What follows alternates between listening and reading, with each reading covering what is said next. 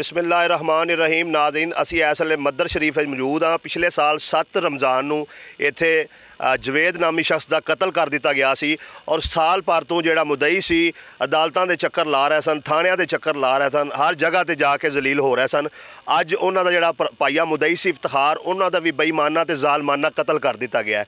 और मदर शरीफ इस वेले रोड जिहड़ा बुला के और ये भी दसदे जाइए कि सदमे दे नाल जिहड़ा मकतूल जवेद है जिहड़ा पहले कतल होया सी, अज उन्हां दी ज़ौजा भी जिहड़ियां ने वो मौके ते वफात पा गईयां ने। और ये जिहड़े 3 कतल होए ने, इन्हां दा जिम्मेदार एक रियासत भी है और वो जालम लोग भी ने कि जिन्होंने ये कतल किया है। अगर बर वक्त इस खानदान को इंसाफ दिता जाता तो अज ये दूसरा तीसरा कतल ना होंदा। असी जिहड़ा मकतूल है वो अजीज़ नाल गल करने कि की वाकया है और ये की चाहते हैं। जी सलाम अलैकुम। वालेकुम सलाम सर। पिछले 7 रमज़ान तो मेरा बहनोई बेगना ने कतल किया चिट्टे दिन जी। उस तो बाद साडे असी बार बार DPO साहब को DSP साहब को थाना शरकपुर रोज़ाना चक्कर लाते हैं भी मुलजम इश्तिहारी फड़ो, वो सानू होर मरना चाहते हैं।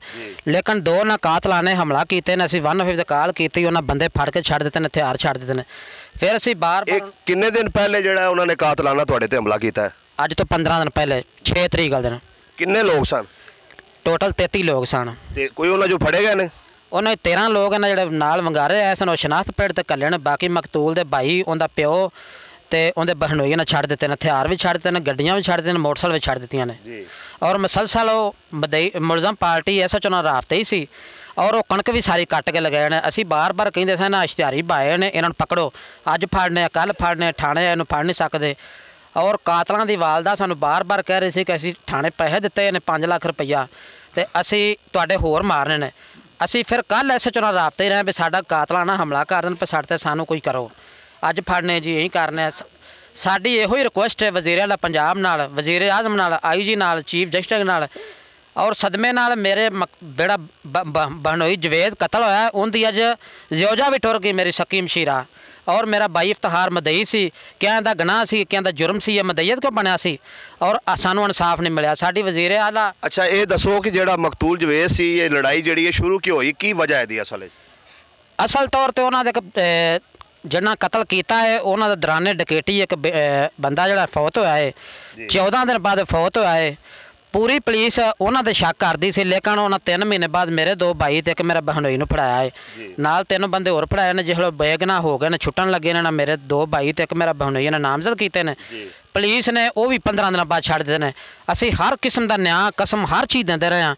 इत्थों तक करान पग लै गए उन्होंने घर, फिर आख्या असीं मक्के दी टिकटां ले लईआं, उत्थे चलो तुहानूं कसम देना असीं तुहाडा बंदा नहीं मार रहेगा जी। अच्छा, ये जिहड़ा मकतूल इफ्तिखार है और तुहानूं ये जिहड़े कातल ने पहले धमकियां वगैरह ला रहे सन? पहले धमकियां ला रहे हैं, रोज़ाना उनके भरा पिंड आ रहे हैं। असीं बार बार SHO नूं कहंदे हां, DPO नूं कहंदे सां भी वो पिंड आ रहे हैं, गड्डी उन्होंने इस रंग की गड्डी फड़ाई है, विच बंदे फड़ाए ने, SHO साहब छड़ दिते ने। असले समेत फड़ाए ने? असले समेत फड़ाए ने जी। ठीक हो गया। 2-4 बारी फड़ाए जी। आजो कुछ किसी और गल करनी, आजो आजो जी। अस्सलाम वालेकुम। जी मैं दोस्त हूँ उनका, लेकिन बहुत अच्छे आदमी थे, लेकिन इन लोगों ने गलत किया है। मैं साथ में दूसरे गांव में मेरा, तो वो ये मैं बता रहा हूँ कि लेकिन उसने गलत इसलिए किया कि वो पहला कत्ल किया था, उसका भी कुछ भी नहीं पुलिस ने किया, कोई उसका तहफ़्फ़ुज़ नहीं मिला उन लोगों को।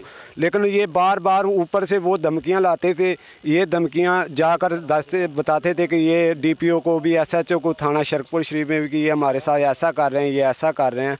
तो इन लोगों ने कुछ भी नहीं उनका किया कि भी कुछ भी हो तो वो आ जाए हैं। उनका एक भाई था, वो भी कत्ल किया और उसकी अटैक होने की, उसकी एक वो भाई जो पहले कत्ल हुआ था उसकी बीबी भी आज फौत हो गई है। तो क्या ये पुलिस क्या कर रही है? क्या गरीब का कोई यहाँ पे रहना कोई जुल्म है?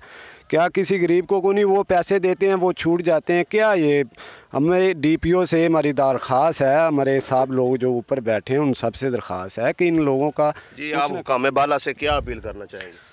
मेरी अपील है कि सानू इंसाफ चाहिए और जिन्हें कतल किया है उन्होंने इतों कतल उन्होंने उवें आण के सजा देन, वरना असीं नहीं लाशां नहीं चुकांगे, असीं रोड भी ब्लॉक करांगे ते असीं इत्थे ही मरां जीवांगे। मेरी वज़ीर आज़म नाल, वज़ीर आला नाल, IG नाल, चीफ जस्टिस नाल, DPO साहब रिक्वेस्ट है को मौके तो आण के मौका वेखण और सानू इंसाफ दिता जाए। ਜੀ ਨਾਜ਼ਰੀਨ, ਪਿਛਲੇ ਸਾਲ ਵੀ ਮਾਹ ਰਮਜ਼ਾਨ ਵਿੱਚ ਹੀ ਕਤਲ ਹੋਇਆ ਸੀ ਔਰ ਇਸ ਸਾਲ ਵੀ ਮਾਹ ਰਮਜ਼ਾਨ ਦੇ ਅੰਦਰ ਹੀ ਕਤਲ ਹੋਇਆ। 1 ਸਾਲ ਤੋਂ ਜਿਹੜਾ ਮੁਦਈ ਇਫਤਖਾਰ ਸੀ ਉਹ ਅਦਾਲਤਾਂ ਦੇ ਥਾਣਿਆਂ ਦੇ ਚੱਕਰ ਲਾ ਰਿਹਾ ਸੀ ਔਰ ਬਾਰ-ਬਾਰ ਪੁਲਿਸ ਨੂੰ ਇਹ ਦੱਸਿਆ ਜਾ ਰਿਹਾ ਸੀ ਕਿ ਇਹ ਜਿਹੜੇ ਨੇ ਸਾਨੂੰ ਧਮਕੀਆਂ ਲਾ ਰਹੇ ਨੇ ਕਤਲ ਦੀਆਂ ਤੇ ਇਹਨਾਂ ਦਾ ਕੋਈ ਬੰਦੋਬਸਤ ਕੀਤਾ ਜਾਏ। ਚूँकि ਪੁਲਿਸ ਨੇ ਮੁਲਜ਼ਮਾਨ ਨੂੰ ਨਹੀਂ ਫੜਿਆ ਤੇ ਅੱਜ ਉਹਨਾਂ ਨੇ ਦੂਸਰੀ ਜਿਹੜਾ ਵਾਰਦਾਤ ਕੀਤੀ ਹੈ, ਦੂਸਰੀ ਦਫਾ ਹਮਲਾਵਰ ਹੋਏ ਨੇ ਜਿਨ੍ਹਾਂ ਅੰਦਰ ਇਫਤਖਾਰ ਜਿਹੜਾ ਹੈ ਉਹ ਨਾਹਕ ਮਾਰਿਆ ਗਿਆ, ਕਤਲ ਹੋ ਗਿਆ, ਸ਼ਹੀਦ ਹੋ ਗਿਆ। ਔਰ ਦੂਸਰਾ ਉਹਨਾਂ ਦੀ ਜਿਹੜਾ ਪਹਿਲਾ ਮਕਤੂਲ ਸੀ ਜਵੇਦ, ਉਹਨਾਂ ਦੀ ਜ਼ੋਜਾ ਵੀ ਜਿਹੜੀ ਹੈ ਅੱਜ ਉਹ ਸਦਮੇ ਦੇ ਨਾਲ ਵਫਾਤ ਪਾ ਗਈਆਂ ਨੇ। ਸਾਡੀ ਦੁਆ ਹੈ ਅੱਲਾਹ ਤਬਾਰਕ व तआला ਮਰਹੂਮੀਨ ਦੀ ਬਖਸ਼ਿਸ਼ ਫਰਮਾਏ ਔਰ ਜਿਹੜੇ ਉਹਨਾਂ ਦੇ ਲਵਾਹਿਕੀਨ ਨੇ ਉਹਨਾਂ ਨੂੰ ਸਬਰ ਜਮੀਲ ਅਤਾ ਫਰਮਾਏ। ਔਰ ਅਸੀਂ ਆਖਰ ਤੇ ਫਿਰ ਜਿਹੜਾ ਵਜ਼ੀਰ ਆਜ਼ਮ ਪਾਕਿस्तान जनाब इमरान खान, वज़ीर आला पंजाब सरदार उस्मान बुज़दार, DPO शेखूपुरा, IG पंजाब, इन्हां सारिਆਂ की अपील करने कि जिन्नी जल्दी हो सके इन्हां मुलजमान नूं गिरफ्तार किया जाए। इन्हां ने बद्दर शरीफ का अमन तबाह किया होया है। इस वेले सारा पिंड जिहड़ा है मजलूमां दे नाल खड़ा होया है। बराए मेहरबानी इस वीडियो नूं शेयर करो, ज़्यादा तो ज़्यादा शेयर करो ताकि हुकामे बाला तक पहुँचे और ये जिहड़ा मजलूम खानदान है इन्हां नूं इंसाफ मिल सके।